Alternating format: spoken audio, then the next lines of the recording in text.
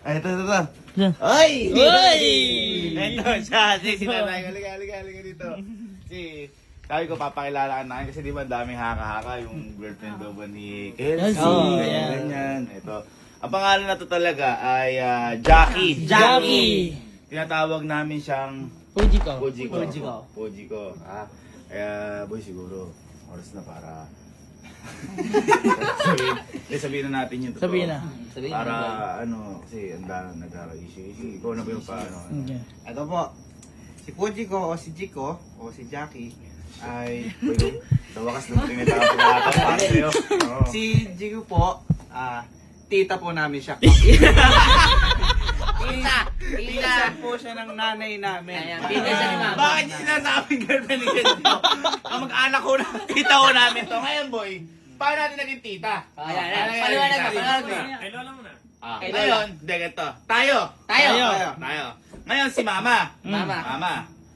Si Mama ngayon, may nanay. Si Lola. Si Lola natin. Si Lola. Lola natin. Si Lola ngayon, may kapatid. May kapatid. kapatid. Yan. Yung kapatid ni Lola, Nanganak. nanganak.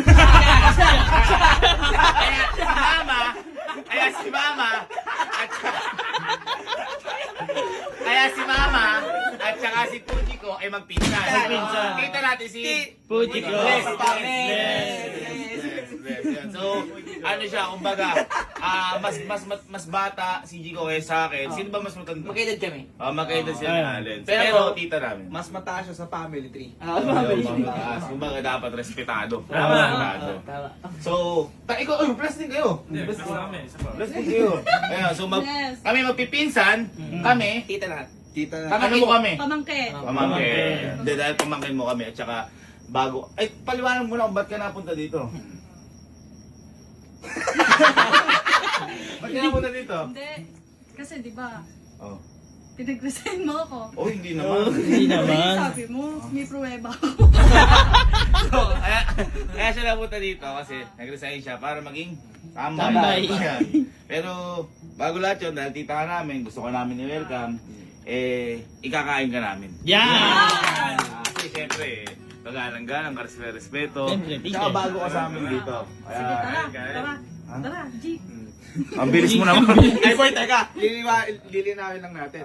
Yung nanay ni Jiko is si Tita Tess. Yung po yung kasama namin sa bar. Ayun! Kasama namin sa bar, si Tito Tess. Particular. Kung ano ang puno, ano pa yung bunga? Tara. Kumaya ka muna.